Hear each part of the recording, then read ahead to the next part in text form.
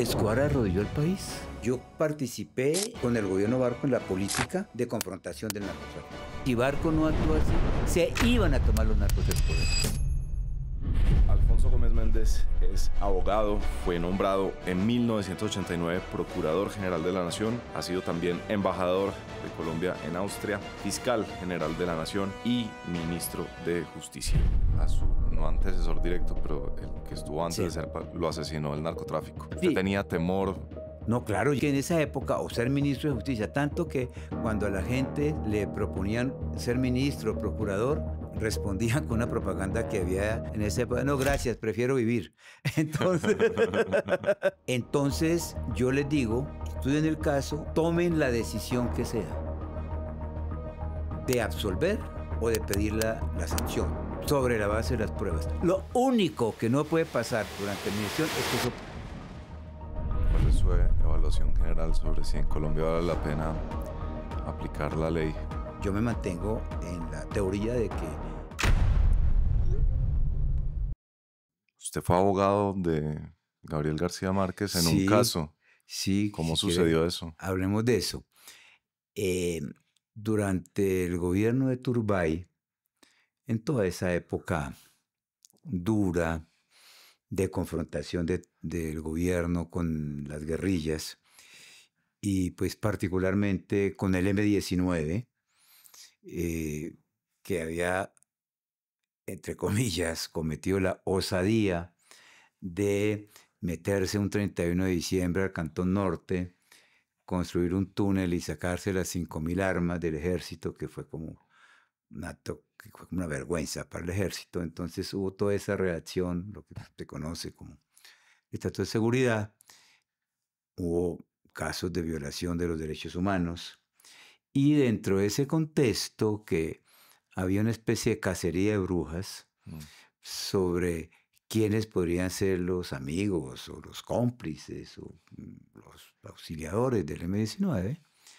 Entonces, el M-19 evidentemente pues había cometido ese hecho, se había producido también la introducción de armas, eso que relata Germán Castro Caicedo, y allí hubo la noticia, se filtró la noticia, o se le filtró a García Márquez, de que el gobierno estaría, los militares de la época, estarían tratando de vincularlo con el M-19.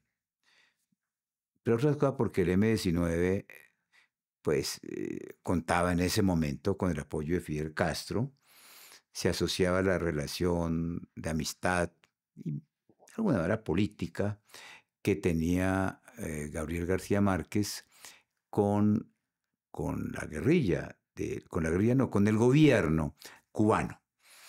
Entonces, a él le llega esa información de que lo querían vincular para armarle un proceso y probablemente capturarlo, con lo que eso significaba un escándalo internacional. Por cierto, se acaba de morir doña Nidia Quintero de Turbay, y la revista Cambio ha sacado una nota, creo que una crónica de Armando Neira, diciendo que la persona que le informó a García Márquez bajo anonimato había sido la primera dama de la nación en ese momento, no diga. doña Nidia Quintero de Turbay. Está en la revista Cambio, que está circulando.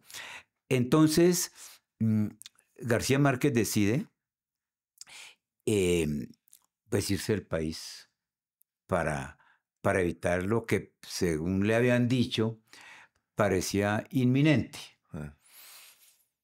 Hubo reacciones de todo orden, y lo que a él más le molestó fue que se dijera que todo eso era que él hacía una especie de show para publicitar una de sus novelas, creo que era La Crónica de una muerte anunciada, que estaba saliendo o salía en ese momento, cuando ya estaba prácticamente vendida toda la edición. Él se va a México y él busca cómo, pues, salirle al pase a eso, que era lo que a él le interesaba. No tanto que se procesara a alguien, sino que quedara claro que él no se había inventado eso, Mm, que era que él había salido porque realmente un sector de los militares de la época estaba en eso.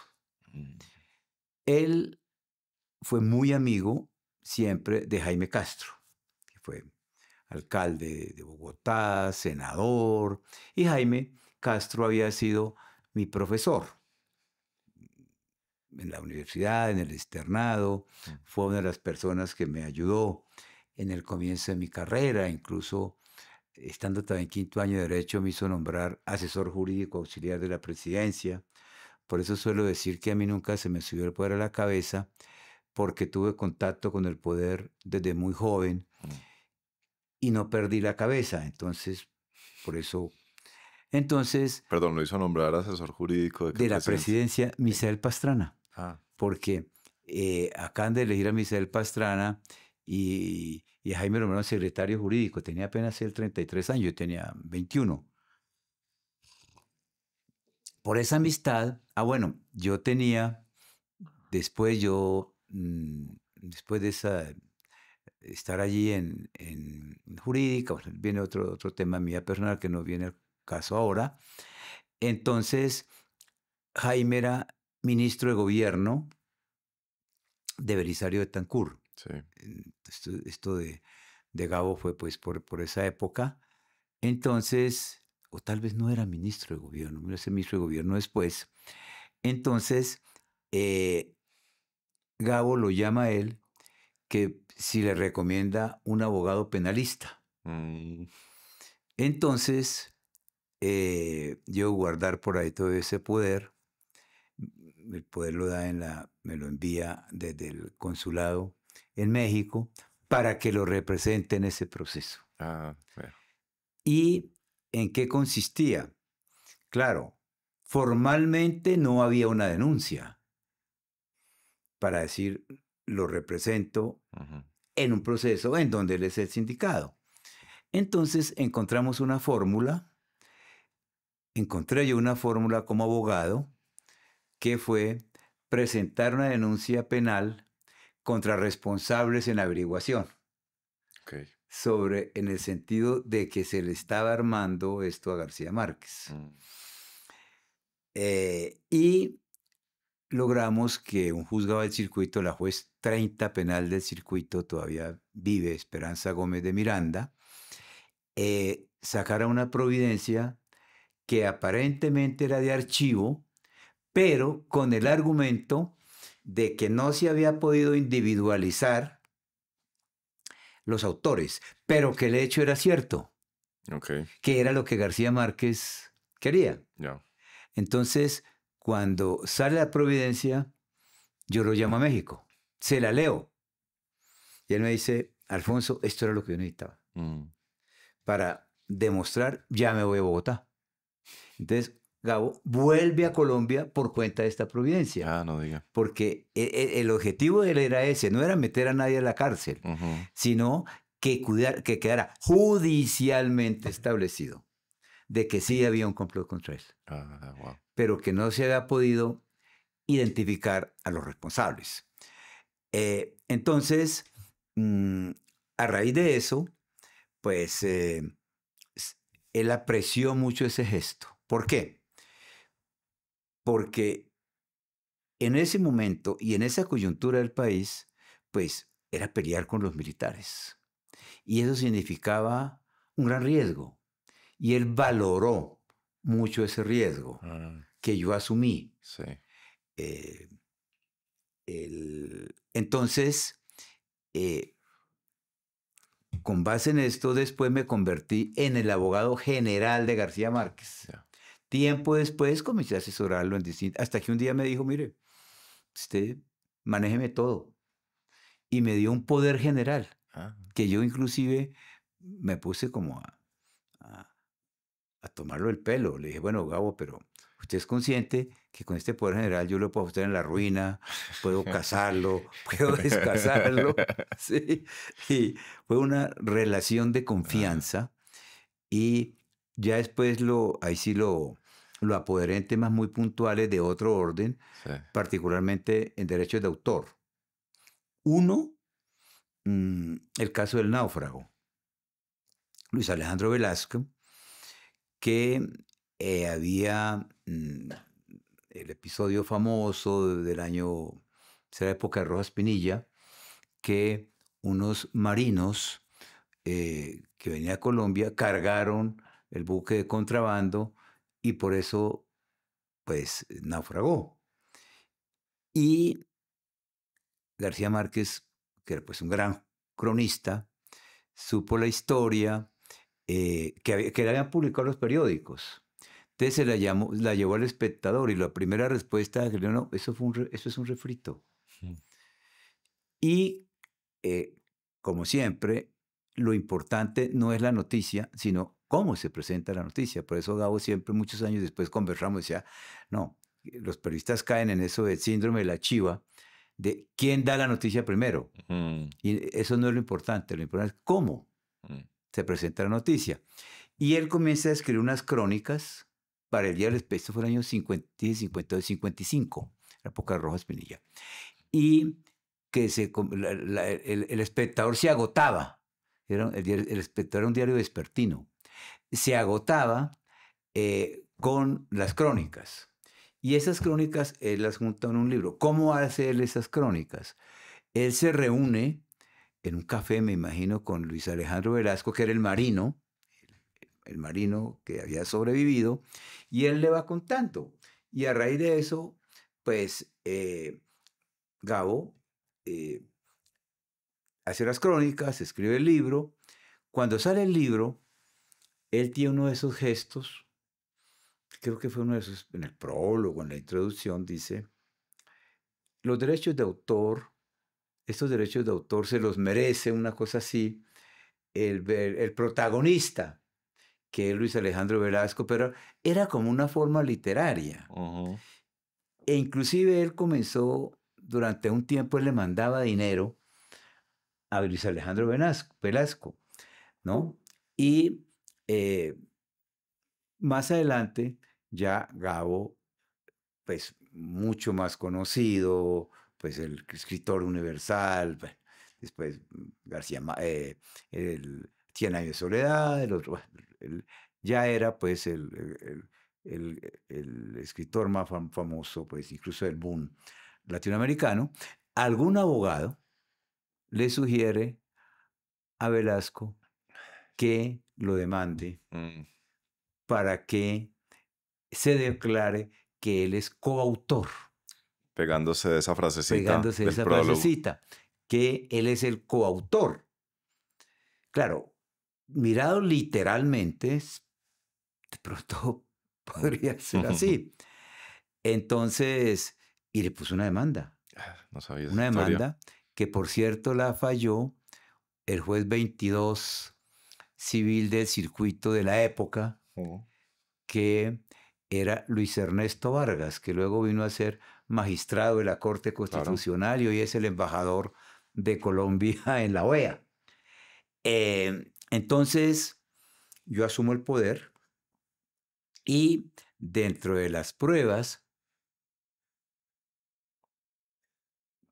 que pido que se practiquen para demostrar que no era el coautor, entonces yo llevo al juez una serie de escritos de Luis Alejandro Velasco, pues las cartas que le mandaba a García Márquez y otros, era una prueba pericial. Mm. Para que un perito, me acuerdo que los peritos fueron, que yo recuerde, Daniel Samper, Juan Gozaín, y tal vez de la academia, para que esos peritos dijeran si quien escribía así como escribía el náufrago, como lo llamaban, podría haber escrito siquiera una línea del relato de un náufrago. Y Muy buena. claro, ellos, el dictamen pericial determinó que eso no era así. Y entonces ahí logramos una tesis que es válida para todos. Es válida para los artistas, no solamente para los periodistas, los cronistas, incluso para los pintores. ¿Cuál es la tesis? De que el autor de la obra no es el objeto de la obra. Así como cuando una mujer desnuda posa, ella no es la autora, el autor es el pintor. Y aquí el autor, claro, el náufrago en esos cafés le daba los datos. Le daba los datos que él iba tomando. Y claro, recreaba literariamente, esa es una tesis de fondo que se logró desarrollar allí, que fue ampliamente divulgada en su momento y que, claro, sirve no solamente en el caso de Gao, sino, yo diría, en los pintores, en los escritores. Quienes hacen una entrevista, por ejemplo. Usted me hace entrevista. Sí, no me vaya a demandar, doctor. Pero el autor es usted, no yo. Sí.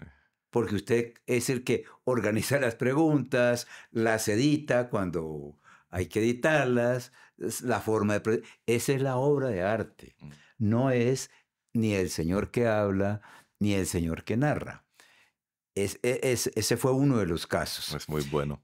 Porque fue con esos efectos. Y el otro también fue el de, en el caso de Crónica de una muerte anunciada, que también creo que era Bayardo San Román en la novela, el que hizo el marido que devuelve a Ángela Vicario. Sí. ¿Sí? Entonces, yo no sé si vivía todavía, vivía en Barranquilla. Entonces lo demandó. Lo demandó por derechos de autor porque porque García Márquez no le había pedido permiso para contar su historia.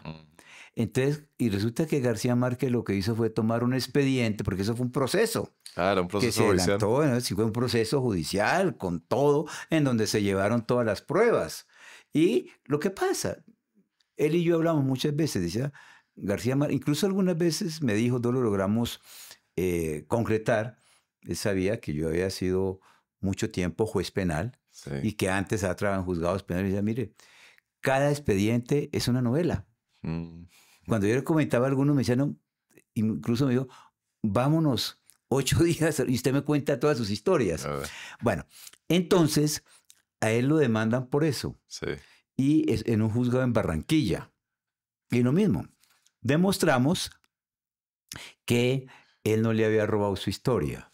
No tenía por qué pedirle permiso porque, entre otras cosas, creo que a él le había pagado el Heraldo de Barranquilla, que ha publicado algo de esa historia, y además era un expediente público, un expediente judicial, y además, pues, como toda novela, pues, los personajes son de ficción. Él fue el que se delató para decir, yo soy el marido que tuvo que devolver a la novia porque ya alguien se le había adelantado en su papel de cónyuge. Sí. Y entonces ese fue el otro caso más o menos en eso. Pero independientemente de eso, sí fui como asesor y abogado general. Por eso cuando él muere el 17 de abril del 2014, la Gaba, como le decimos, yo era ministro de Justicia, le pide a Juan Manuel Santos que yo vaya en la comitiva a México, pero no por ser ministro de Justicia, sino por la confianza que teníamos con él. Claro. Usted, Alfonso, fue también cercano del presidente López Miquelsen. Y a mí me causa mucha curiosidad varias cosas de López Miquelsen, entre ellas su fijación por el calvinismo. ¿Me puede contar algo sobre eso? No solo por su famoso libro de... Sí, la estirpe calvinista de nuestras instituciones. Sí, sino también por el prólogo de la novela. Sí. De los elegidos. De los elegidos, sí, que fue y habla mucho del calvinismo. Del calvinismo, sí. Inclusive López en eso, como López siempre fue un contestatario, Sí. Inclusive, por eso yo decía que no era tan delfín, porque a pesar de haber sido hijo de López Pumarejo, él comenzó su carrera política ya cuando su papá no era, pues sí era un personaje, pero ya no era presidente, ya no era, y en contra de las instituciones del Frente Nacional, Claro. que había diseñado el papá, pero esto dentro del, para darle respuesta, él, eh, dentro de los profesores, por ejemplo, de Derecho Constitucional, eh, nadie, al explicar el origen de nuestras constituciones, le había dado ese enfoque. Ese y otro que también es una especie de herejía, que está en el Estado fuerte también, en donde él sostiene la tesis de que lo que pasó el 20 de julio no fue la independencia y él defiende la conquista y defiende la colonización española y dice que el Estado de Derecho viene de los españoles. Entonces, era una especie, no sé si el pragmatismo de López también, que uno mezcla cosas, eso, con el marxismo, desde el punto de vista de la explicación de la historia a través de las relaciones económicas, que es en parte eso, de lo del calvinismo. Entonces, por eso, y fue profesor de Derecho Constitucional a los 28 años, profesor de la Universidad Nacional. Y siempre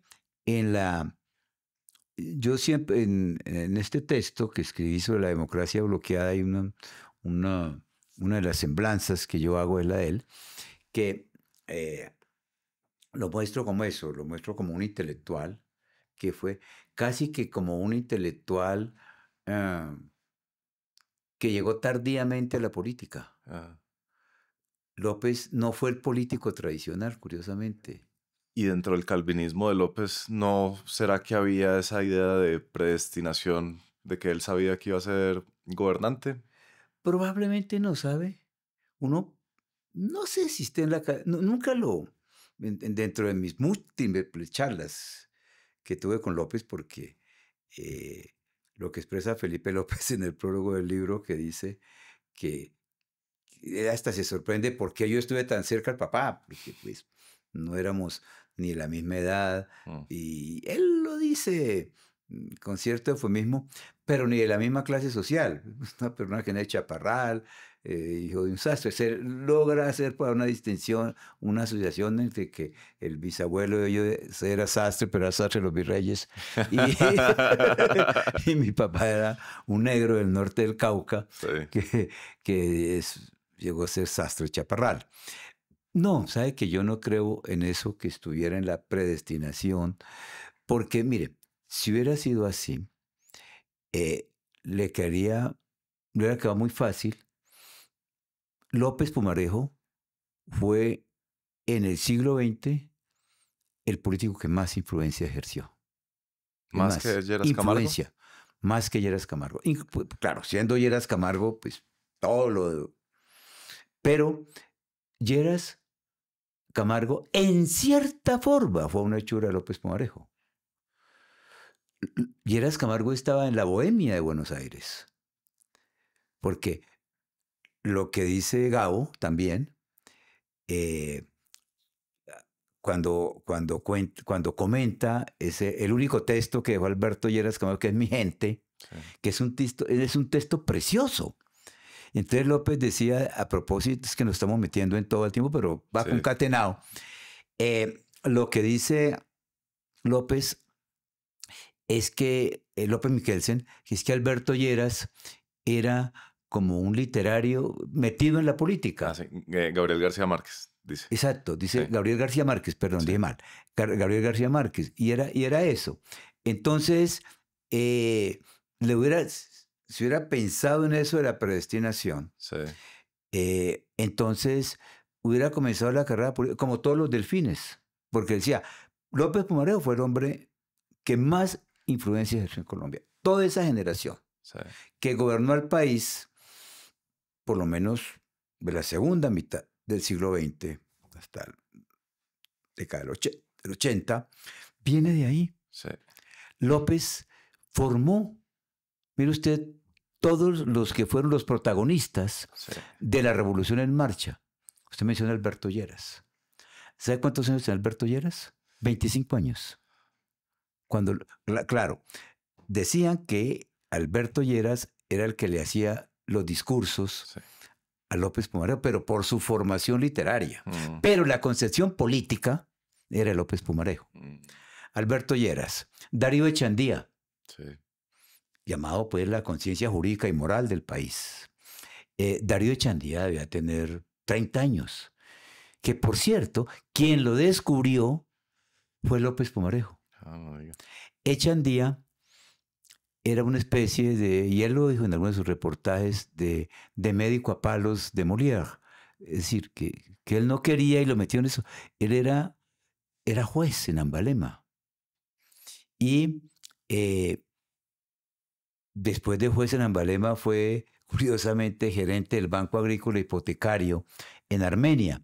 Y en alguna reunión lo escuchó López Pumarejo. Y, como que dice, le echó el ojo.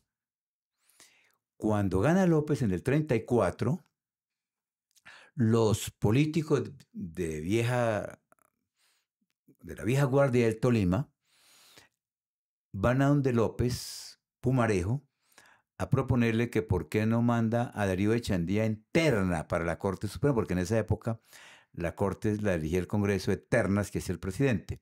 Porque Echandía fue fundamentalmente eso, filósofo del derecho, un magistrado, inclusive desdeñaba el poder, la verdad, desdeñaba el poder. Pensaba en latín, dice López Michelsen, Sí, en una semblanza. pensaba en latín. Y entonces él, cuando va donde lo cita López Pumarejo, y López con esa sorna, López Pumarejo, le dice, doctor Echandía, ¿cómo se hacen las ternas para la Corte Suprema? Y él dice, no, pues, presidente, ¿cómo se eligen los magistrados de la Corte? No, presidente, usted hace una terna que la firma usted y el ministro de Gobierno y se manda al Congreso. Y López le dice, ¿y por qué no invierte los papeles? Que lo nombro ministro de Gobierno para que usted haga ternas. Y así llega a ministro de Gobierno. Todos, había una frase de López Pumarejo de la época, que el país tenía que acostumbrarse a ver caras nuevas en los automóviles, como se decía entonces, oficiales, y que iba a gobernar con las audacias menores de 40 años. Y por eso yo digo que López es el verdadero gobernante de izquierda, no Petro. Sí. Incluso que si uno lo mira por esto nada más, Echandía y todo su equipo eran jóvenes, formó toda esa clase, todos. El propio Turbay, Julio César Turbay, Carlos Lozano y Lozano, más adelante Gabriel Turbay, toda la generación política pasó de esa época, pasó por pues tanto Echandía y López, y Alberto Lleras fueron presidentes en su condición de encargados puestos por López Pumarejo. Claro.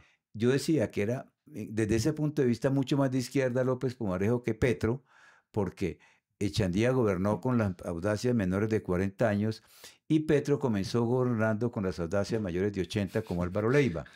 Entonces, le decía, en eso López hubiera podido estar ahí. ¿Qué hizo López Michelsen? Se marginó. Es más, él miraba a la gente del entorno con cierto desdén. Con cierto desdén. Nunca no fue ni concejal, ni diputado, ni ministro, ni gobernador durante el gobierno del papá. Los gobiernos del papá. Sí. Él, le decía, fue profesor de la Nacional, profesor del Rosario. Después, bueno, con el exilio de López, se fue a vivir a México. Y en México es donde más o menos ya comienza su carrera política, pero comienza su carrera política por la vía intelectual. Es decir, combatiendo la alternación, Sí. el periódico La Calle, y que eran la mayoría de ellos eran sus antiguos alumnos de la Universidad Nacional. Y de ahí viene el MRL. ¿Y cuántos años tenía López entonces? 45 años. Si hubiera sido un delfín, como hemos visto tantos, hay aquí algunos que nacen con la candidatura presidencial en el pañal. Sí. No era el caso de López. O El, no fue el caso de López. Daniel Pecó, en un libro que tiene que se llama Crónica de 2 décadas de la política colombiana, titula el capítulo del gobierno López de la siguiente manera. Dice, del mandato claro a la crisis moral. ¿Cuál es su evaluación de ese gobierno de López Mikkelsen? Es una época de dictaduras, ¿no? Le toca una cosa brava, por lo menos en el contexto de la región. ¿Qué me puede contar sobre ese gobierno? Bueno, tengo que, para claridad de quienes nos escuchan, yo hice parte de ese gobierno. Okay. Yo tenía como 28 años, fui secretario de Administración Pública de la Presidencia, que es lo que hoy en día es el Departamento Administrativo de la Función Pública. Okay. Pero para que quede claridad y valoren de esta manera mis opiniones. ¿Cómo veo yo? López, recordemos, él llega a la presidencia, primero funde el MRL. El MRL fue un movimiento de izquierda en su momento. Fue un movimiento de izquierda. Yo hice parte de las juventudes del MRL, que incluso ese movimiento hizo alianzas con el Partido Comunista y llevó a Juan de la Cruz Varela, que era un líder guerrillero del Sumapaz, en las listas del MRL y planteaban la solidaridad con la Revolución Cubana. Sí. Y el lema del MRL, que era SED, salud, educación, techo y trabajo. Entonces dijéramos, y el movimiento revolucionario liberal se arma como movimiento contra la alternación, que era una de las instituciones del Frente Nacional, que no se aprobó inicialmente en el año 57, sino ya en el 59, para alternarse la presidencia entre liberales y conservadores. Sí. Y en eso López fue contestatario. En el año 62 regía la norma, ahorita más adelante hablaremos de luego el gobierno de López, pero quería contextualizar esto. Entonces, él regía la norma de la alternación, que no podía ser presidente quien no fuera liberal o conservador, de acuerdo con el turno. Si era para los liberales, no puede ser un liberal. Si era para... Y él, entonces, se inscribe en el año 62, en contra, contra Guillermo León Valencia. Incluso hay un texto de uno de sus discípulos, Guillermo Hernández Rodríguez, que se llama La alternación ante el pueblo como constituyente primario. Él desarrolla una tesis ingeniosa de que la Constitución prohibía la elección, pero no la inscripción. Parece muy de tinterillo. Sí. Y entonces él se inscribe como candidato disidente y saca 700,000 votos de la época como contestatario. Y sigue, y el MRL sigue siendo un movimiento disidente, y luego se inserta en el gobierno de Carlos Lleras y se inserta a través de la reforma constitucional de esa época. Sí. Con figuras como la Sala Constitucional de la Corte, con figuras como la política de ingresos y salarios en la Constitución, la división entre el estado de sitio y el estado de emergencia económico y social. Y la unión liberal se produce a través de, por vía de la reforma constitucional. No es que, como la gente dice, que fue porque le ofrecieron la gobernación de Cesar. Eso fue una forma de facilitar eso. Y luego, ya él es canciller mira los cancilleres de la época, si uno los compara con los de ahora. él él fue canciller porque el canciller de Carlos Lleras era Germán C. Hernández, que era masón y además era partidario de la píldora anticonceptiva. Y venía la visita de Pablo VI a Bogotá. Y Pablo VI condicionó, dijo que él no venía a un país donde hubiera un canciller masón. Y entonces Lleras tuvo que sacrificar a Germán Sea, que era su amigo, y nombró a López canciller. Y que, por cierto, como canciller, porque no era un orador de plaza pública, López, no le ayudaba mucho la voz, por cierto, pero era un gran orador parlamentario, por la forma como discurría. Cuando se hace el famoso debate del año 70 contra Carlos Lleras, el llamado debate de Fadul y Peñalosa, entonces, quien finalmente desbarata las acusaciones de Peñalosa, de Nacho Vives, sí, contra el gobierno de Carlos Lleras, es López. No diga. En un discurso en el Senado, era senador, que terminó con la gota fría por su cosa vallenata y desnudó a Nacho Vives, demostrando que la prueba que había llevado una prueba falsa, en donde acusaba falsamente a Enrique Peñalosa Camargo de haber favorecido a alguien una resolución del INCORA. Y ella hice una resolución falsa. Sí. Luego López se alía con Carlos Lleras en las elecciones de Mitaca. Breve paréntesis, solo por curiosidad.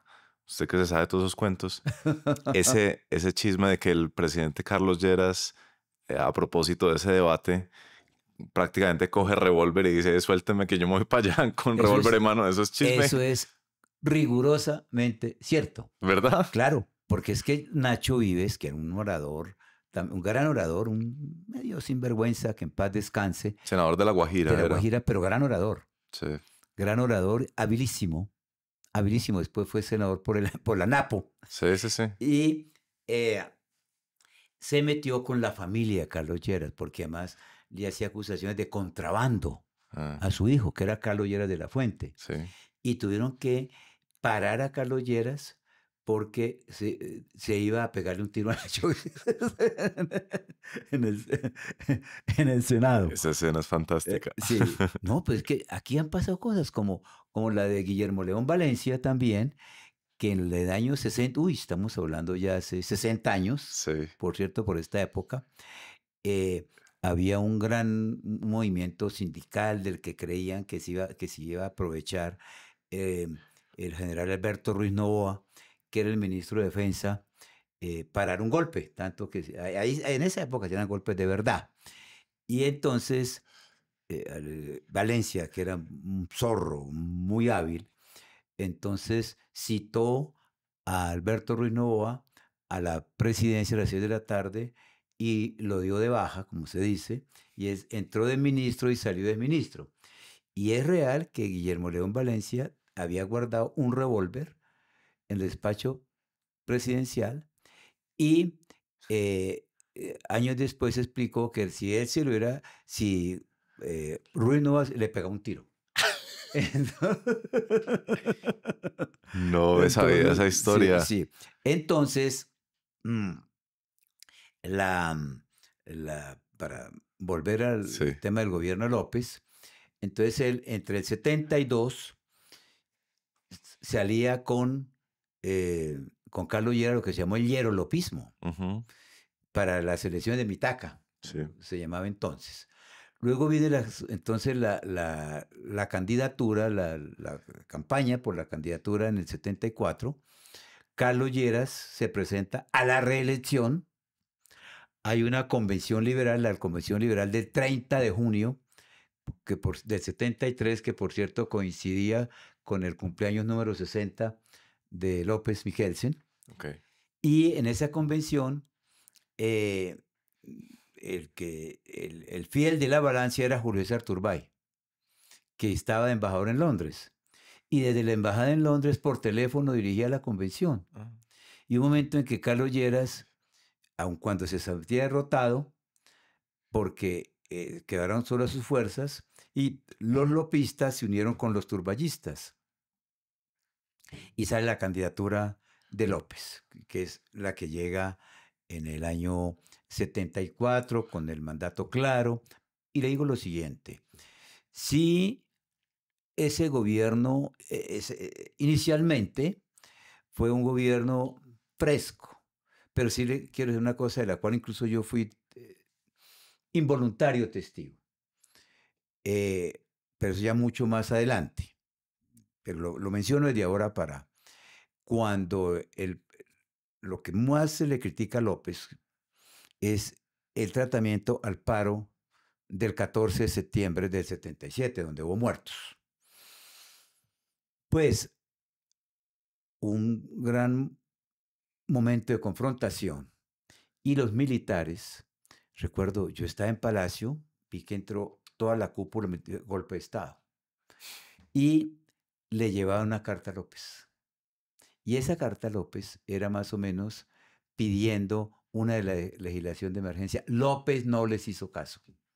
Después fue el Estatuto de Seguridad, mm, como para ir precisando cosas. sí, sí, sí. Y cuando llega López al gobierno, llevó mujeres, llevó jóvenes, nombró varias gobernadoras, aun cuando hay que decir que se dejó ganar el pulso de la Iglesia Católica, cuando él, él había propuesto incluso el divorcio, no el divorcio para el matrimonio civil, sino para el matrimonio católico, no para el civil, cosa que lo hizo además, ¿no? En la ley primera del 76. Pero López, él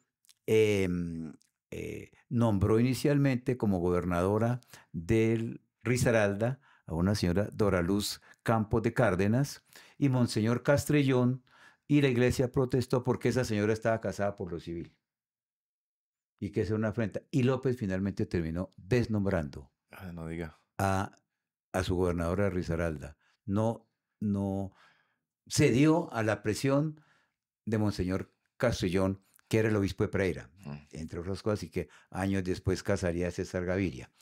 Entonces, ¿qué hace inicialmente López? Como cosas que no demuestran que sea un gobierno de derecha. Nombra rector de la Universidad Nacional, en esa época era así, a Luis Carlos Pérez, un profesor marxista, Sí. pero él nunca ocultó a eso. Incluso en los textos de derecho penal siempre hay citas de Marx. Y nombró rector de la Universidad Nacional. Le dio la personería jurídica a la CSTC, que era la Central Comunista de Trabajadores, que no había logrado la personería jurídica. Y se la dio López. De manera que inicialmente hubo ese proceso de apertura. Bueno, trató de hacer una constituyente importante, la del 77, pero eso, es como abriendo otro costal. Hubo casos mencionados de corrupción de particularmente uno de sus ministros, de Humberto Salcedo, pero que después se demostró que incluso él fue absuelto. Luego lo que mencionaron de la carretera Libertad, que fue también, desbaratado, que fue lo de Quebrada Blanca, que un hijo de López había comprado unas tierras. Eso, fue descartado finalmente. No hubo casos de enriquecimiento personal del presidente. Mencionaron, Klim hizo de las suyas, Sí. tal vez el columnista más ingenioso, ¿no? Que además tenía parentesco con López.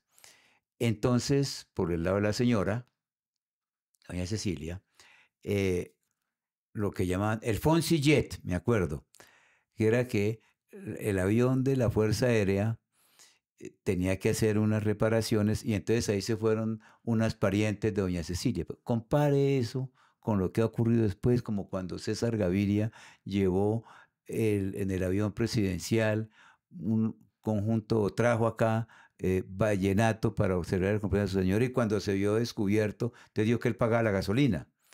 Y resulta que aquí no había, simplemente el avión iba a las reparaciones normales, y se fue, bueno, que era lo que llamaban, y Klein se solazaba con eso, eh, con el Foncillet, doña Berta Hernández con lo de la libertad, que fue, por cierto, el paro del 14 de septiembre fue organizado por Centrales Obreras y el Partido Conservador.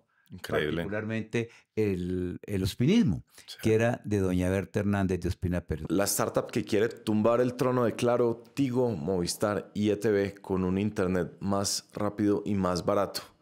El titular es de Forbes y es sobre nuestro patrocinador, Somos Internet, que ustedes por escuchar este podcast ya lo sabían que Somos Internet, a diferencia de las compañías tradicionales, no alquila sus cables ni tampoco terceriza su servicio al cliente y por esa razón tiene tasas de satisfacción de usuario descomunalmente positivas para la industria.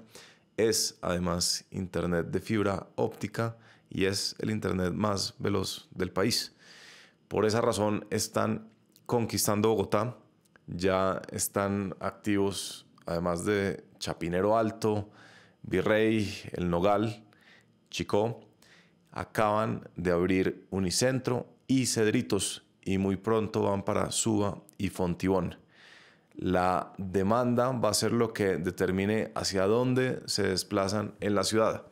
De manera que si usted está interesado en tener Somos Internet, recuerde que para los oyentes de Atemporal hay 50% de descuento en los primeros 3 meses de la factura.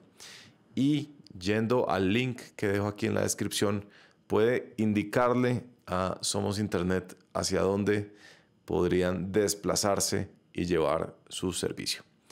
Gracias, Somos, por apoyar a Temporal y adelante con el episodio de hoy. López tenía esta fama de que ponía a pensar al país.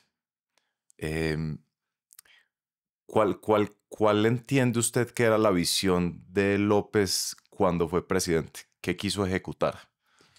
Pues yo creo que López quiso no propiamente reeditar la reelección en marcha de su papá, pero sí quiso darle un giro como hacia la izquierda al Partido Liberal. Probablemente no lo logró. Hay que recordar que, pues, estamos hablando del año 74, todavía regían, pues, algunas instituciones del Frente Nacional, si bien ya no estaba la alternación, pero sí continuaba en buena parte la paridad y que le obligaba al gobierno de turno a ofrecerle participación adecuada y equitativa al presidente, al partido que le seguían votos.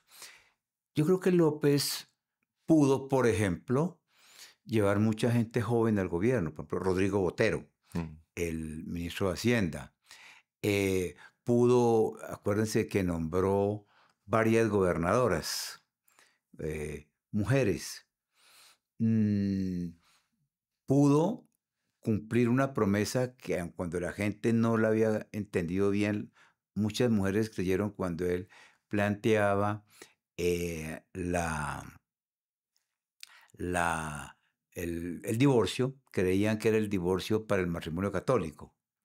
Y realmente era el divorcio vincular para el matrimonio civil. Y eso lo hizo. Me parece que en eso fue importante. No pudo hacer lo que iba a hacer en materia constitucional, que fue que convocó una asamblea constituyente aprobada por el Congreso para 2 temas que todavía están por resolver. El tema de la administración de justicia y el tema del régimen político municipal, lo que hoy llaman el ordenamiento territorial. Esa asamblea constituyente, que a mi juicio era mucho mejor que la que apareció después, pues fue declarada inexequible por la Corte Constitucional con el argumento de que solo el Congreso podía cambiar la Constitución. Mm. Y esa misma Corte, no la misma, pero la misma Corte, 23 años después le permitió a Gaviria cambiar la Constitución con un decreto de estado de sitio. Y Mm. aquí López, me parece que en eso, pues, hay una frustración de parte del gobierno López. Eh, el episodio más fuerte, como lo mencionábamos, fue lo del paro del 14 de septiembre, en donde hubo muertos. eh, Como le decía, fue eh, una, un paro organizado por un sector sindical, pero también por un sector del Partido Conservador, particularmente el de doña Berta Hernández de Ospina Pérez. Pero yo creo que en medio de todo terminó siendo un gobierno impopular. A pesar de la intención de López, a pesar de algunas cosas que hizo, pues le hizo mucho daño las acusaciones sobre el tema de que no terminaron siendo ciertas, pero eso pesó mucho, Mm. de si uno de sus hijos se había favorecido por la carretera del llano, la carretera por la Hacienda de la Libertad, las acusaciones contra su ministro de Obras, Humberto Salcedo Collante, y pues curiosamente, después de salir de la presidencia y aún, con mayor razón, después de su derrota a- para volver a la presidencia en el 82, terminó siendo como un referente. Yo creo que López terminó teniendo más influencia como expresidente que Mm. como presidente. Mm. Curiosamente, le sucedió similar que a su padre, Alfonso López Pumarejo, que también gran parte de la oposición tenía que ver con un asunto de su hijo. Sí, sí. Ajá. eh, y pues eso fastidió mucho a López. Pumarejo primero el tema de la Handel, que curiosamente ese cargo fue desbaratado en el Congreso por nadie menos que Darío Echandía, que era como una fue una cumbre moral y jurídica en el país. Y este otro episodio también, cuando, claro, no hubo ninguna cosa judicial, ni fue un hecho que se probara, pero terminó afectándolo mucho, como el episodio que mencionamos anteriormente de del avión presidencial que fue por unos arreglos y en donde viajaron algunos de los miembros de la familia de su esposa. Mm. La llamada ventanilla siniestra. Existe esta idea de que López, esto es una interpretación, López entendía que este país era muy pobre y de alguna manera había que aprovechar esas dineros quizás del narcotráfico y meterlos a la economía formal. Pues yo creo que a López pues, le tocó vivir varios fenómenos, dijéramos, desde el punto de vista económico. Sí hubo también una bonanza cafetera, pero hubo la bonanza marimbera también. Y yo creo que el país es otro. Después de lo que significó el narcotráfico, los bienes del narcotráfico. Y yo creo que, pues, ese hecho de que de alguna manera se liberó el control de cambios, pues pudo generar, probablemente no fuera la intención del presidente, pero pudo generar esa inundación de la economía por los dólares que entonces generaba en esa época era fundamentalmente la producción marimbera, todavía no era el Claro. boom de la cocaína y de la heroína que llegaron después. Ok. Vámonos al Tolima. ¿Qué, qué explica que de Chaparral haya salido Darío Echandía, Alfonso Reyes? Usted. Pues eh, mire, a veces yo trato de encontrar una explicación. Chaparral es bueno, y ahora un poquito más grande, por no dejar de ser un pueblo pequeño, pero en la época, dijéramos, siglo XIX y XX, era prácticamente una aldea. Una aldea. Eh, mm, Curiosamente, y que comenzó a tener importancia mm, en la misma independencia. Fíjese usted que un hombre como José María Melo, que por cierto nació en el primer Chaparral, como Murillo, porque Chaparral fue destruido por un terremoto en 1827, Melo nace en 1800, Murillo Toro en 1816. Melo fue un militar eh, que participó con Bolívar Mm. en Junín, en Ayacucho, un militar formado. Luego, curiosamente, como cosas de la historia del país, un paralelo ahí como con Rojas Pinilla, Melo es licenciado del ejército, creo que era como con el grado de mayor o de coronel, y se va y tiene una tienda en Ibagué. Ok. Y después es restablecido. Lo mismo pasó con Rojas Pinilla. Rojas Pinilla ha sido retirado de mayor, él por una decisión del Consejo de Estado volvió al ejército y dio un golpe de Estado. Melo, eh, antes de eso, había estudiado en Bremen, en Alemania. Era como un militar prusiano Mm. del arma de caballería. Y llega a ser comandante del ejército y llega por la vía del golpe militar. Pero que, al igual que el de Rojas, no es un golpe militar clásico. ¿Por qué el de Melo no es clásico? Él era como, dijéramos, hoy llamaríamos, por eso es que Petro lo pondera tanto, eh, como un socialdemócrata. Melo era como amigo de las sociedades democráticas, que eran los artesanos de Bogotá Mm. que luchaban por la industrialización.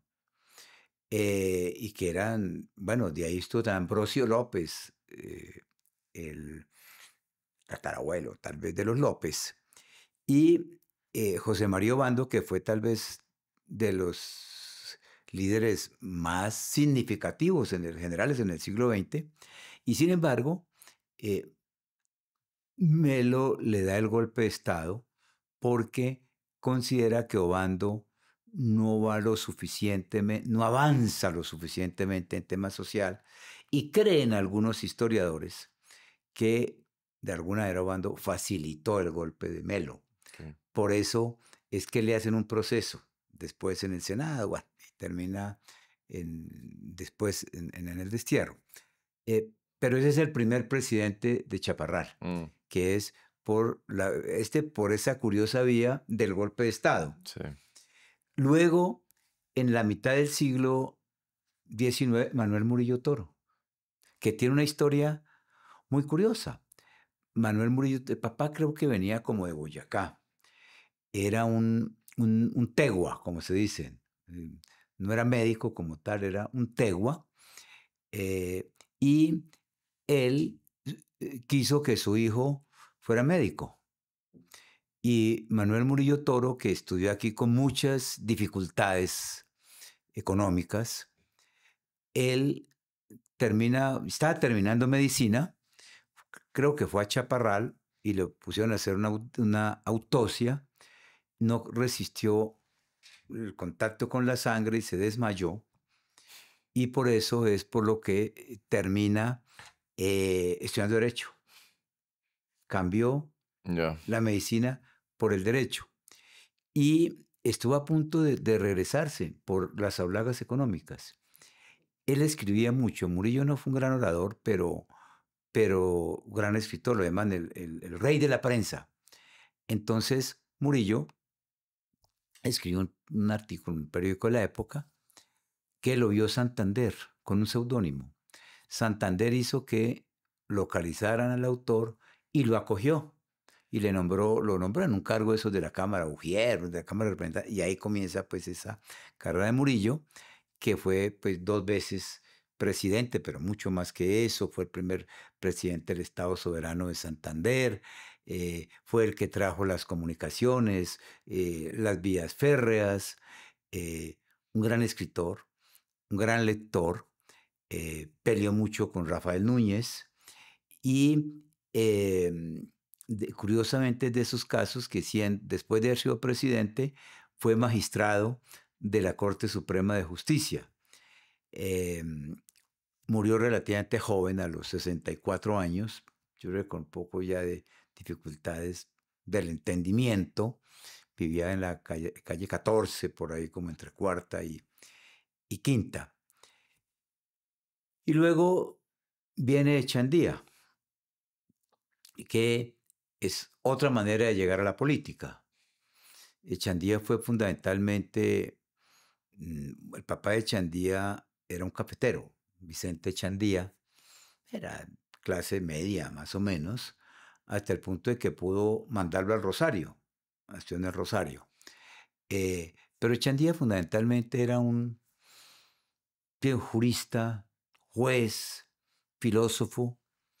Él mismo decía que había sido como, creo que lo mencionamos, como el médico a palos de Molière. Y es presidente encargado, dijéramos, en el año 43, que por cierto se llevó a todo el gabinete a Chaparral. Hay un museo en Chaparral con la mesa donde despacharon en el año 43. Yo no me imagino esa época. Se llevó a todo el gabinete durante 8 días a Chaparral. Ahora, ¿por qué Chaparral? ¿Qué veo yo? Por ejemplo, cuando yo era niño, en la escuela, a nosotros siempre nos hablaban de esto. Nos hablaban de Melo, de Echandía, de Murillo Toro. Me acuerdo el himno del colegio que decía: viva fresca la egregia memoria del varón que a la patria imprimió la conciencia civil de su historia y su nombre glorioso nos dio. Entonces, yo creo que hay algo de eso, ¿no?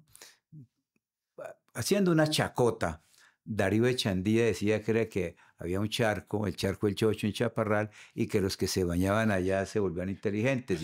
Pero él una vez dijo, no, pero hay unos que se ahogaron. Entonces, yo lo atribuyo un poco a eso, que los jóvenes, qué pena hablar de eso, lo que le voy a decir, pero por ejemplo, hoy en los colegios, en las escuelas, a los muchachos de hoy en las clases le hablan de mí.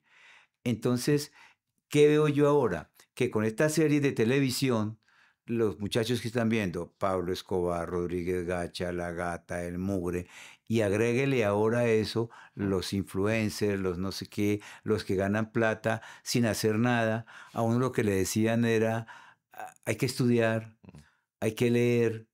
En el colegio mío, en el bachillerato, que por cierto, ese colegio se llama Murillo Toro, y lograron que lo hicieran 2 chaparralunos, porque Antonio Rocha y Darío Echandía como presidente y él como ministro de Educación, que es otra cosa. Chaparral no solamente ha tenido esos 3 presidentes, en el área del derecho, por ejemplo, muchísimas personas, nada más en el siglo XIX hubo otro presidente de la Corte Suprema de Justicia, Antonio Rocha, que fue rector del Rosario y ministro y todo, Hernando de Echandía, considerado realmente como el procesalista de América, del doctor Alfonso Reyes Echandía. Entonces, yo creo que es un poco eso, como que los muchachos de entonces, y menos que los de ahora también, como que se motivan. Yo le atribuiría un poco a eso. Usted llega a Bogotá un poco a la Belisario, ¿no? En busca de destino, como decía. Sí. Y se topa con, o va y busca a Alfonso Reyes Echandía, que le dice la siguiente frase: usted tiene como cara de bailar con quimbas. Cuénteme sobre ese encuentro y qué significa esa frase. Bueno, lo primero es esto. Cuando, porque es extraño, si alguien, cuando yo hablo de mi origen popular y las dificultades económicas que tuve, pues alguien dice, bueno, pero ¿por qué el externado? Si el externado era una casa, es un estudio, una universidad de clase más bien como media alta, ¿por qué no era nacional? ¿Por qué no era libre? Pues resulta lo siguiente, se lo cuento muy rápidamente y el sentido de la frase. Eh, Cuando yo estaba terminando el bachillerato, yo tenía claro que mi papá no me podía dar estudio inmediatamente. Yo sí quería ser abogado desde como los 14 o 15 años. Mi primer discurso de plaza pública fue a los 15 años, en Coyaima. A los 16 le hice manifestación pública a Camilo Torres, que no era guerrillero, desde luego, sino puras contestatario. Pero tenía claro que no podía estudiar inmediatamente. Entonces, había tomado la decisión, que era de trabajar y ahorrar durante 5 años. Ah, Y cómo trabajar como profesor allá, que era lo que nos daban a los que no podíamos. Yo había tenido un profesor de religión y de filosofía que me cambió la vida, el cura párroco de Chaparral. Él llegó cuando yo estaba como en cuarto año de bachillerato, era un gran, por cierto, un gran orador, había sido rector del Tolimense, y yo me convertí como en su alumno estrella, dijeron, él me decía Gorgias. Y cuando yo voy a terminar el bachillerato, mando los papeles a Ibagué, los papeles quiere decir la solicitud de trabajo, y me sale un nombramiento como profesor de álgebra en un colegio ahí cerca de Chaparral. ¿Por qué? Porque mis notas en matemáticas eran muy buenas. La gente cree que el que estudia Derecho es porque no sabe sumar. claro. Y yo voy a la casa cural. Mm. En esa época todavía la fe bautizo era, ¿no? A la casa cural para sacar la fe bautizo para posesionarme. Y entonces le digo el sacerdote tan pronto me ve, pura párroco, me dice, Gorgias, ¿qué hace? ¿Qué quiere? Le digo, no, padre, conté. Vengo a sacar el bautismo porque me acaba de salir este nombramiento, tal. Ahí me cambió la vida. Se quedó mirándome con una determinación. Me dijo, no, Gorgias, usted no se va para San Antonio. Incluso él era un poco grosero. Me dijo, usted se va para San Antonio, preña a la enfermera, lo casan y hasta ahí llega. Y me agregó otra cosa. Me dijo, usted es berraco y aventurero. Váyase como sea para Bogotá, que yo sé que usted triunfa. Yo ni siquiera conocía Bogotá. Entonces, yo le consigo una plata, me consiguió como 500 pesos de la época, de la limosna, me imagino. Entonces, con eso yo me vine, cogí el bus. Se vino en bus. En bus, claro. Y llegué me recibieron unos chaparralunos en el terminal, que no era como el de ahora, eso era como un antro que quedaba por allá, como en la Caracas, con décima. Es un antro, había de todo ahí, ¿no? Y yo con la ropita, pues, de tierra caliente. Y es que Bogotá, en esa época, yo llegué en el año 67. Que era más fría, ¿no? No, de frío de verdad. Aquí todo el mundo andaba con gabardina, con paraguas, con todo. No, ahora es que uno gente en camisa, pero eso era impensable, pues. Sí, sí, sí. Entonces, siempre, yo creo que, no sé, el destino, Dios, la vida, tiene sus caminos. Yo llegué así, a buscar qué hacer. Y yo caí en esto. Pues para mí esto era, yo conocía Bogotá. Me mareaba en los buses urbanos. Y entonces, en la casa de inquilinato donde yo llegué, como a los 8 días, el dueño de la casa de inquilinato conocía al rector de un colegio nocturno, por en Ortúa, nunca se me olvida el nombre todavía, se llama Gimnasio La Libertad. Y entonces me dieron trabajo de profesor de historia y geografía. Me pagan a 10 pesos la hora. Y yo con eso más o menos sobrevivía. Pero pues yo no había venido a eso, porque hubiera sobrevivido mejor allá. Claro. Sino que era a buscar puesto de universidad. Obviamente ya la nacional, yo hubiera querido ser de la nacional. Pero pues, ya ha pasado todo. Es que te estoy hablando que yo en febrero, porque si yo no iba a estudiar, febrero de los 67, pero yo me dedicaba a caminar en el día, ¿no? Patonear. Fui a la Libre, que era la Universidad Popular, y además, pues yo consideraba que me iban a ayudar porque era de izquierda Ujú. y mi papá era un hombre de izquierda y en las asociaciones de mi papá se distribuía toda esa literatura del Partido Comunista. Entonces yo pensé que me iban a... No, porque llegó tarde. Entonces, bueno, pero yo seguía, yo no desistía. Y una vez caminando por la carrera séptima con la calle 12, me encontré a un antiguo compañero de Chaparral que ha terminado antes. ¿Qué está haciendo, Alfonso? No, buscando trabajo, universidad, tal, puesto fijo, porque pues esto. Y me dijo, aquí en Bogotá, en el externado, hay un profesor que es de Chaparral, que se llama Alfonso Reyes. Y yo le dije, es que yo no lo conozco, yo se lo presento. El externado en esa época no quedaba en lo que es ahora. Era una casa de 2 pisos en el barrio Santa Fe. Me acuerdo, me puso cita y era 10 de la mañana. Yo llegué, él no llegó. Pero viví siempre agradecido con él hasta el punto de que lo pensioné en la fiscalía. Entonces, y yo pregunté, el doctor Alfonso Reyes estaba allá, siempre fue un hombre muy tímido, allá en su cubículo. Y las personas tímidas siempre se colocan una caparazón que lo hacen ver como oscos. Yo tuve una visión muy negativa Ah, porque yo sentí que me estaba regañando. claro. Me dijo, ¿usted qué hace aquí?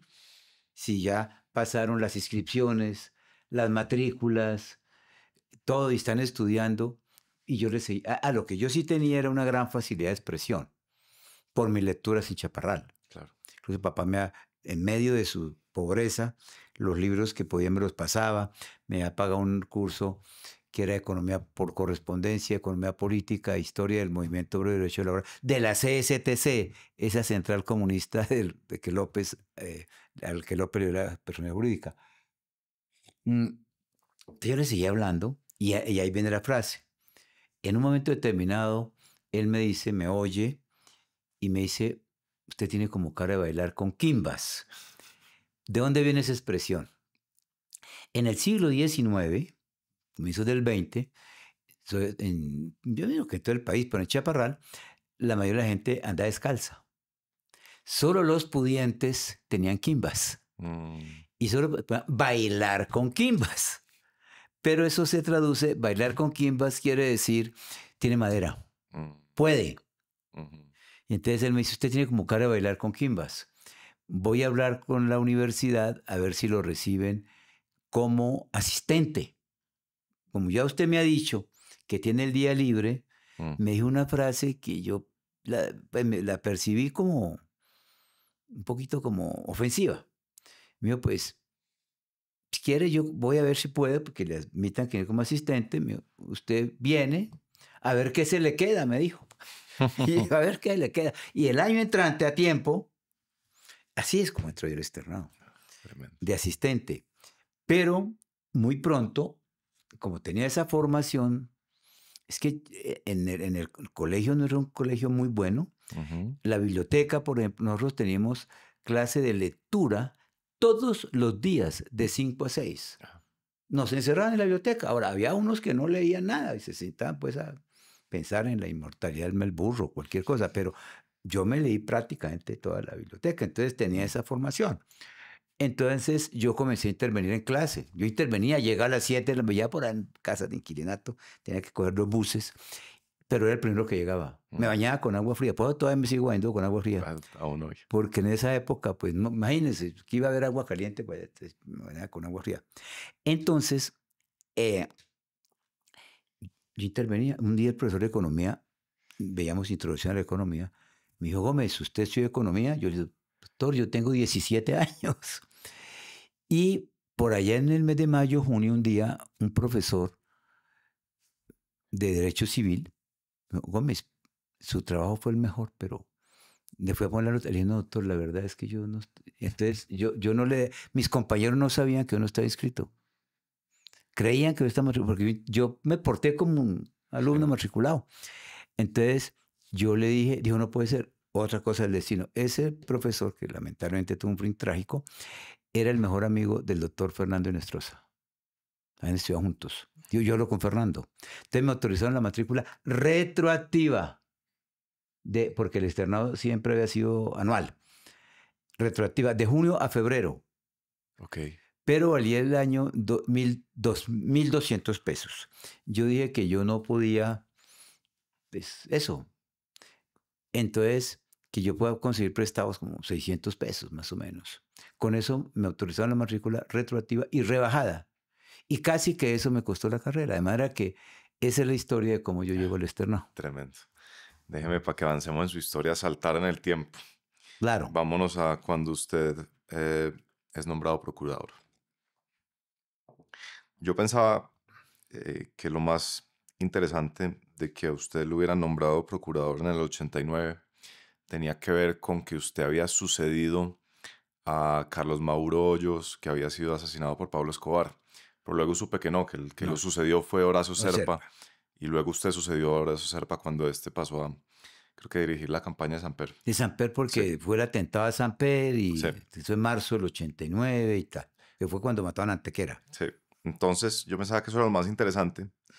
Pero después, estudiando, me di cuenta que había un tema quizás más interesante, que tiene que ver con una destitución que usted hizo en su función como procurador. Y esto ocurrió hacia finales, En mi quizás, gestión del 90. del 90. Como septiembre del 90. Y déjeme leer aquí algo que sobre usted o sobre esa decisión se escribió en la revista Semana. Esto primero lo escribió María Isabel Rueda, que era quizás la única columnista en ese momento. Dice sobre su llegada a la Procuraduría, dice, y algo más, abro comillas, y algo más que saben los periodistas. Usted depuró a fondo sus propias dependencias, donde antecesores suyos toleraron, no necesariamente por complicidad tanto como por indolencia, la existencia de telarañas del narcotráfico. Antes de hablar del tema de la destitución, hablemos de eso. A mí siempre... ¿De la llegada? De la llegada. A mí siempre me ha parecido que tiene que haber sido muy difícil cualquier cargo en la burocracia en ese contexto en el que no se sabía quién estaba sobornado por el narcotráfico, en quién confiar, en quién no. Cuéntame. Sí, pero además, bueno, quiero hablarle en un minuto el contexto. Sí. Yo fui elegido representante de la Cámara en el año 86. Y yo fui elegido por el Partido Liberal, pero en una coalición que incluía un sector del nuevo liberalismo, el sector que llaman del jaramillismo, de Alfonso Jaramillo Salazar, y la Unión Patriótica. Entonces, a mí eso me lo cobraron, incluso la llegada a la Procuraduría, porque había muchos sectores de derecha que decían que quienes habíamos hecho alianza con la Unión éramos de las FARC. Sí. Y realmente la Unión Patriótica fue el partido que surgió de los acuerdos de la Uribe, de Betancourt, pero yo cargué por mucho tiempo con eso. Yo hice un debate como representante de la Cámara, entre otros, sobre el tema del Palacio de Justicia, desde luego. Pero mi llegada a la Procuraduría yo no me lo esperaba. Yo no me lo esperaba. Yo estaba contento como representante. Era un representante no silencioso, dijéramos. Estaba en la comisión primera de la Cámara y un día me llaman de la presidencia Germán Montoya a nombre del presidente Barco y voy y hablo con el presidente Barco. Esto fue en marzo. Y me dicen que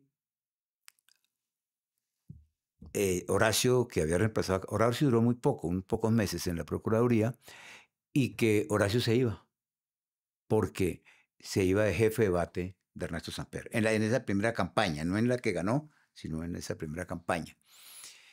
Y que quieren que yo sea el procurador. A mí, realmente, eso en ese momento no estaba en mis planes. Cuando yo estudiaba, yo lo que hubiera querido ser, antes de empezar la política, magistrado de la Corte Suprema. ¿Y qué fue lo que vino a mi mente? La figura de mi maestro, el doctor Reyes Chandía, porque él sí quiso ser procurador. Mm. Pero lo que pasa es que él, pues, no era un hombre que fuera ni a pedir votos.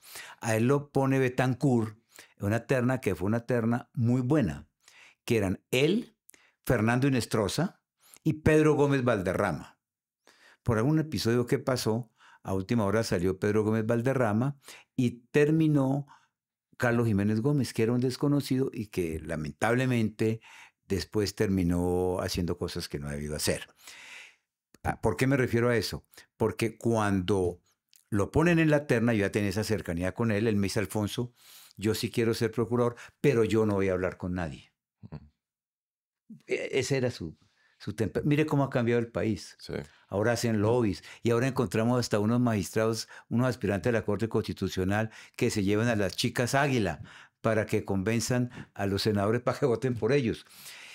Yo con la única persona que ya tenía un cierto, pues desde luego ya hablaba con López también, pero tenía un cierto contacto con Luis Carlos Galán.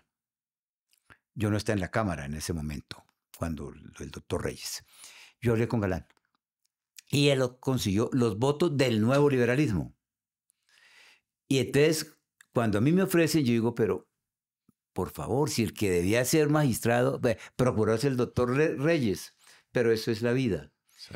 Y fue duro, porque como no estaba Congreso, el presidente Barco me nombra interino y luego debía ser pues, ratificado por el Congreso en julio.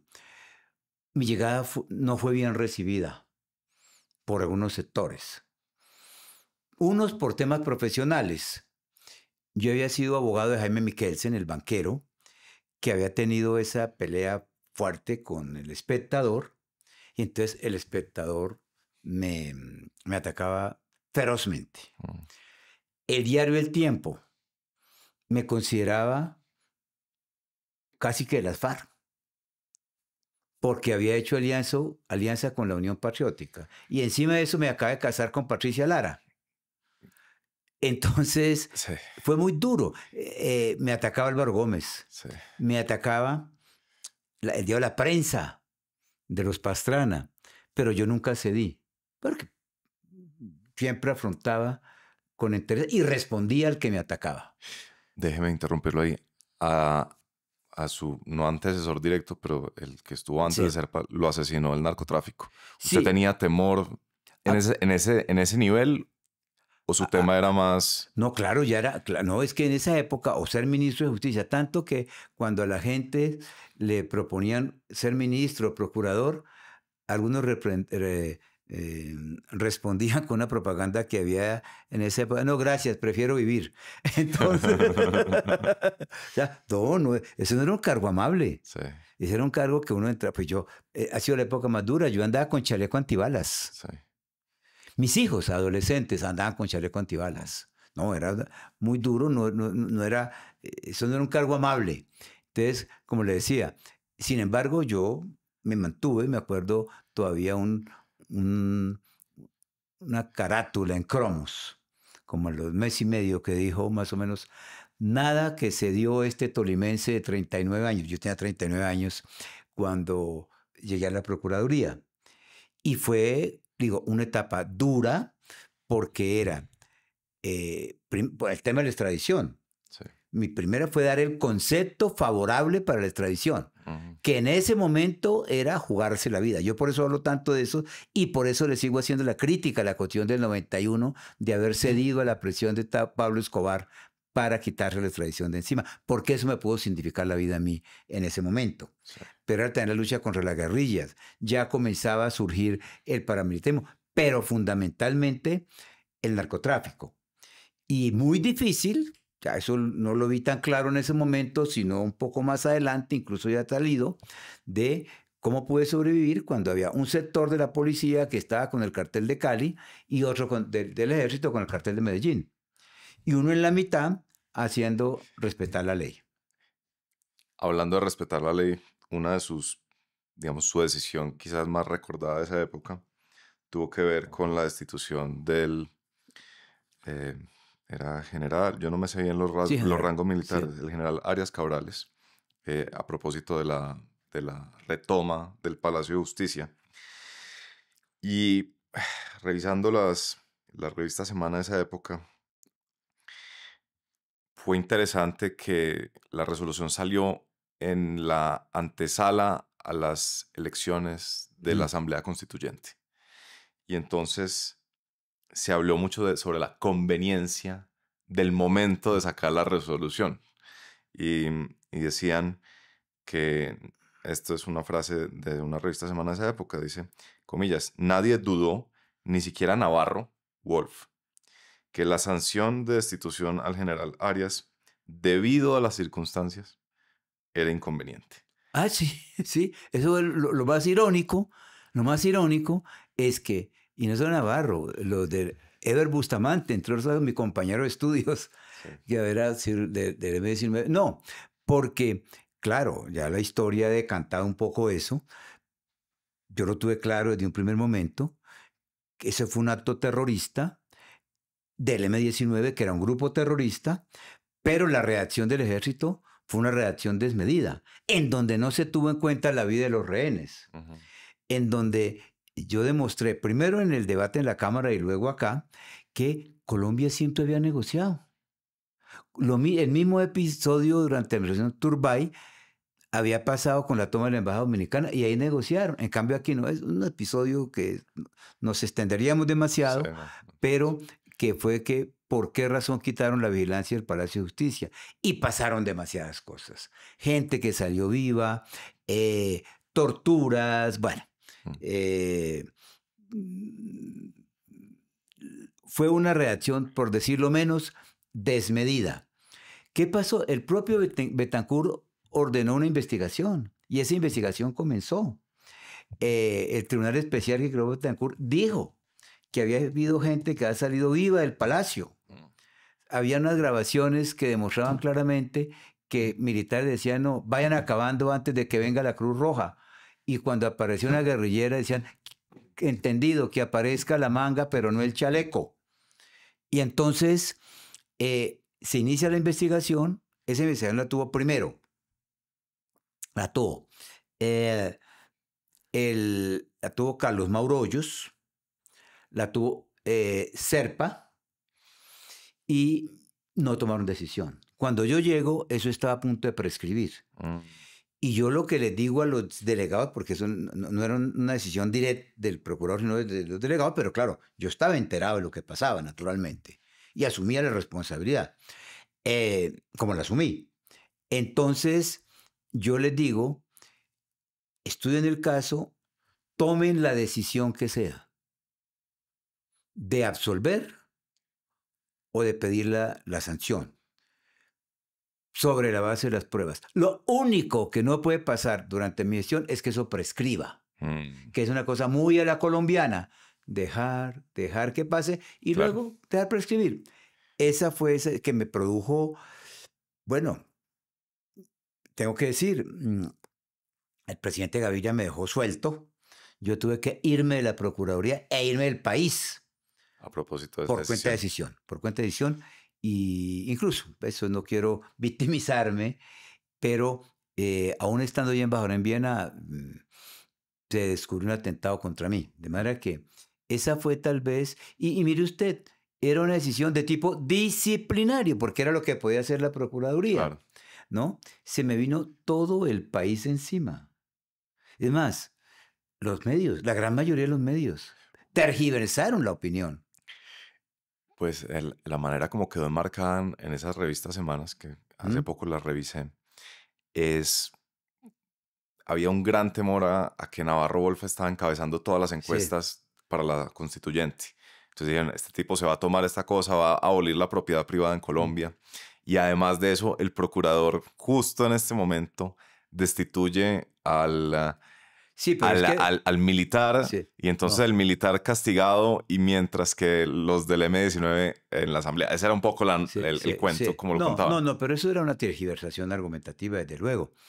Entre otras cosas, no fue tan cercano, porque esta decisión fue en septiembre del año 90. Mm, Septiembre del año 90. sí. las elecciones se produjeron en el 9 de diciembre. Pero el M-19 incluso en eso fue errático, porque ellos, es más, en el informe de la Comisión de la Verdad de la Corte Suprema, Sí. dice que que el ejército le tendió una celada a ellos, y ahí cayeron todos, y ellos no les importaba ni siquiera a sus propios compañeros. Entonces, no, pero esto fue la tergiversación total. Sí.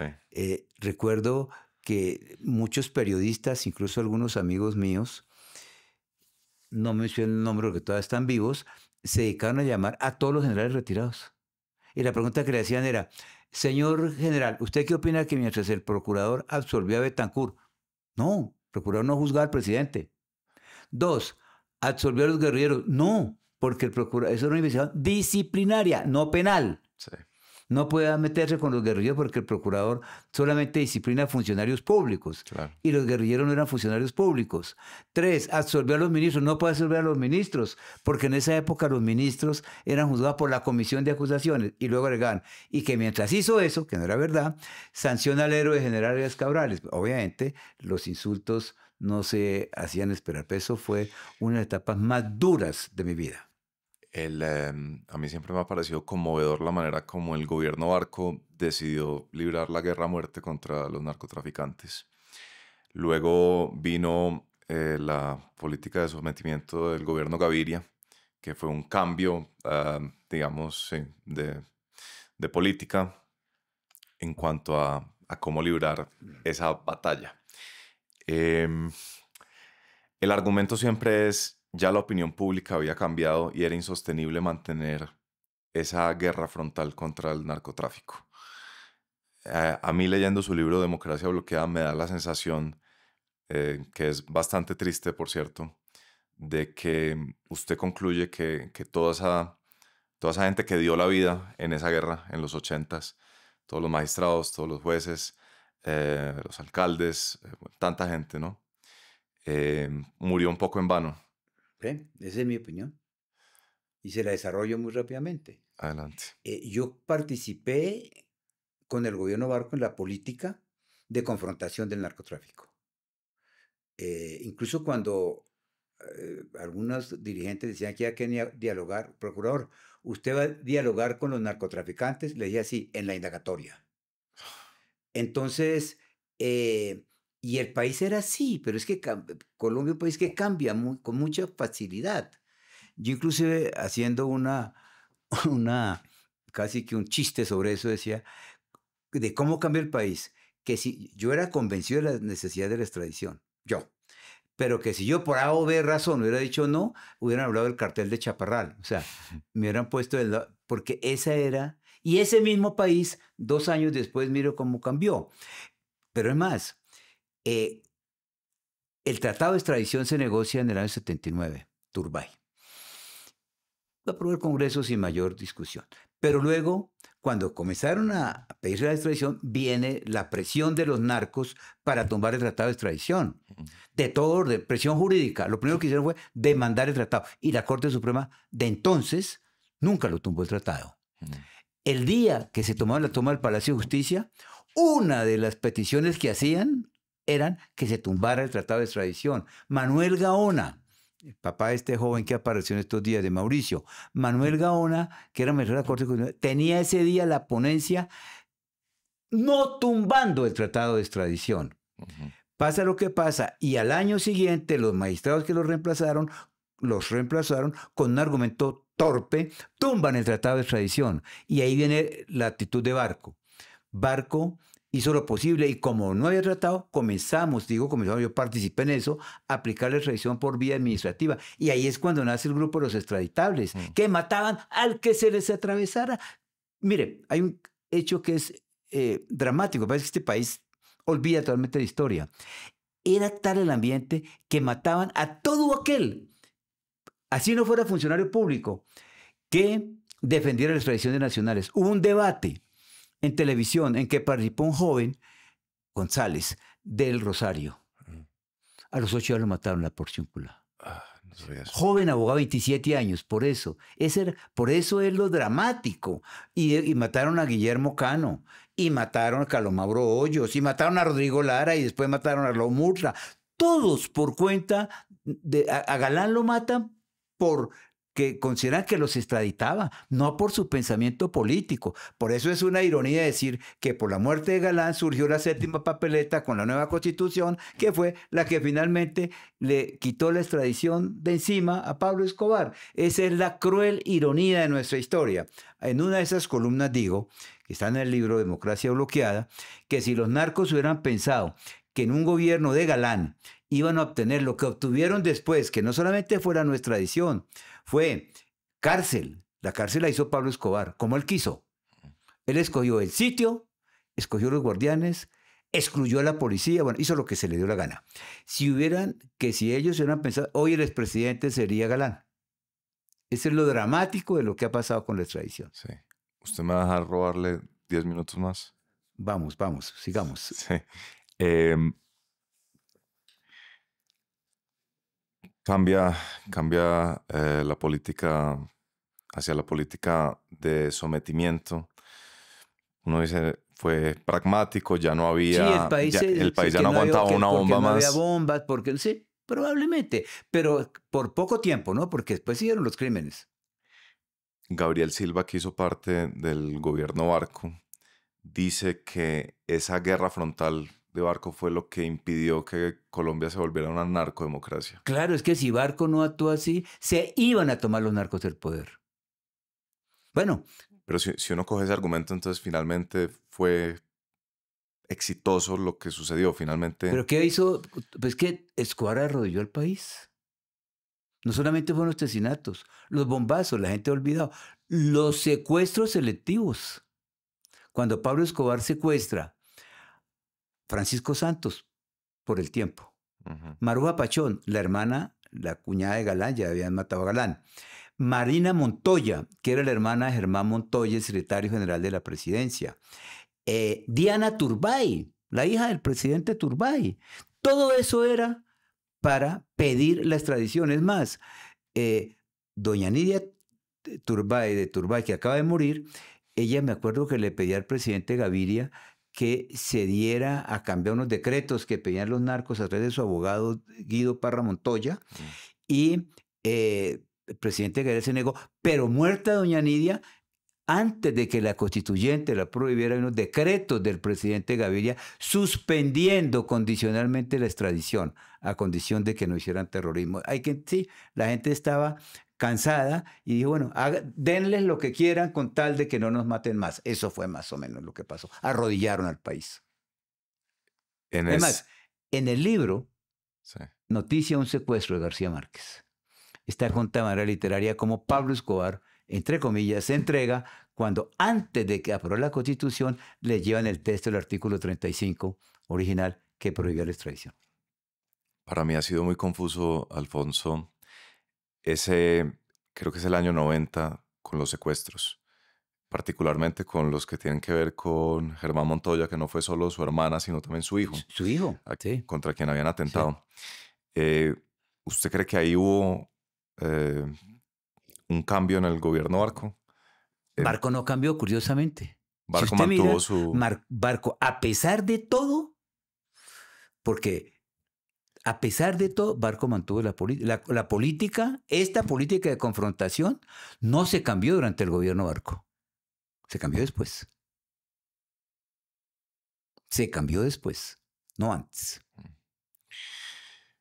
Usted arrancó su carrera política haciéndole oposición quizás o planteando una alternativa frente a otro personaje del Tolima, Alberto Santofimio. ¿Usted cómo entiende un personaje de esos? Porque, mire, este país tiene 3 tipos de impunidades. La impunidad judicial, pero también la impunidad política y la impunidad social. Yo primeramente yo fui contradictor judicial de Alberto Santofimio porque fui el abogado de un político tolimense, Rafael Caicedo Espinosa, y de ahí, de ese proceso fue que sacamos lo de los microfilmes, las 398, todas esas cosas que salieron, pero la justicia de la época, con protección política, no permitieron condenar a Santoña por lo que por eso que hizo. Ya después en la política, sí, claro, este grupo que se llama Tolima Libre, está Guillermo Alfonso, el actual ministro de Salud, Rubén Darío Ramírez, alguien del nuevo liberalismo, y yo. Era una confrontación con Alberto Santofimio. Y mire, ya para esa época, por ejemplo, tenía nexos, Santofimio tuvo nexos con el cartel de Cali. Primero los escándalos de la Cámara de Representantes, peculados, contratada a menores, etc. Luego con el cartel de Medellín y luego con el cartel de Cali. Incluso él confesó. Alberto Santofimio está condenado por la muerte de Galán. Hay personas que tienen ideas diferentes sobre eso, pero está condenado. Y está en Ibagué. Y en Ibagué lo invitan a todos los actos sociales. Lo acaban de ingresar a la Academia de Historia del Tolima. Entonces, por eso digo que a veces aquí es más grave la impunidad social y política que la impunidad judicial. Había sido destituido como ministro de Justicia de López, ¿no? Que duró como 10 días. No, él no fue, él fue ministro de Justicia de López. Dijéramos, yo no tenía ninguna influencia en esas cosas sobre López, contra mi opinión, pero no, él terminó al contrario. Él sale de ministro de Justicia a presidente de la Cámara de Representantes, que es cuando comienza a protagonizar estos escándalos. Luego usted fue fiscal en el 96 o 97. 97 al 2001. 97. Le tocó, por supuesto, una época de violencia cruda y brutal, paramilitares, guerrilla. Y narcotráfico. Narcotráfico. Las extradiciones. Nosotros la Operación Milenio. Extraditamos a los Ochoa. General Serrano, la señora Rino y yo, que era la fiscal de los Estados Unidos. ¿Cuál es su evaluación general sobre si en Colombia vale la pena aplicar la ley? Pues mire,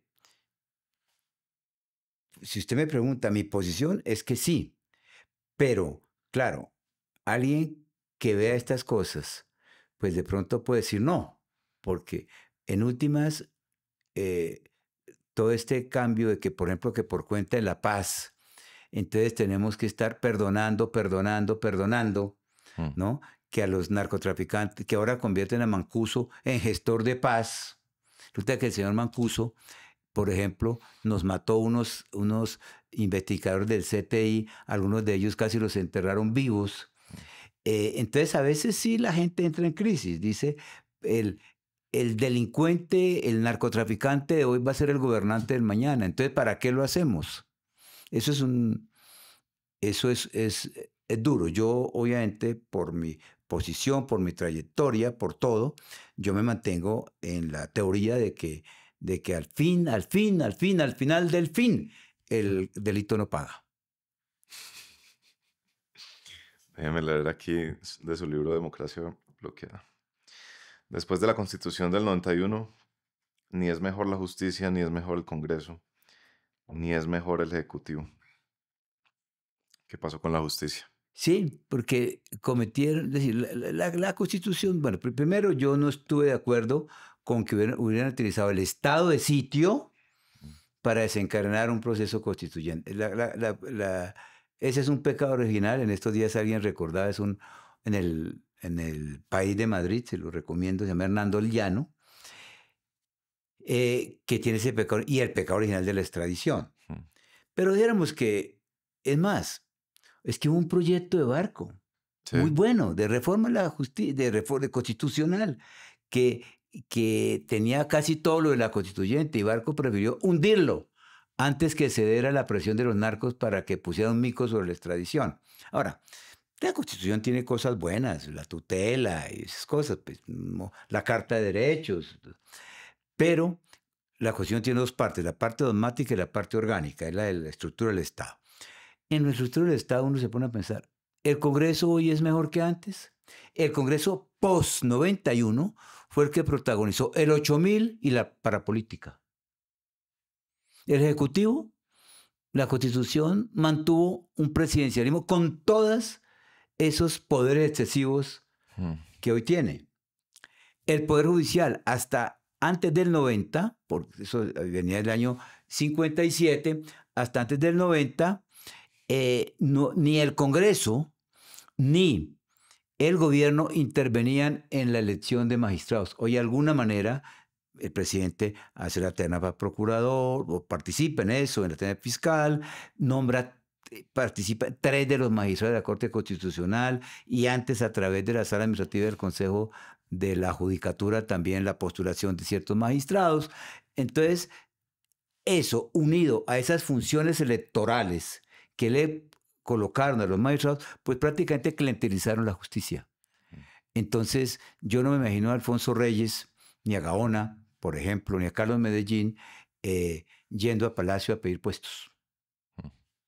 Muy bien. 10 y 10. 10 y 10, listo. ¿Cerramos? Cerramos. ¿Seguro? Seguro. 20 minutos más, ¿no? No, ya, pero bueno, señor. Dejemos para una segunda edición. Está muy bien. Muy, muy amable, Alfonso. Muchas Gracias.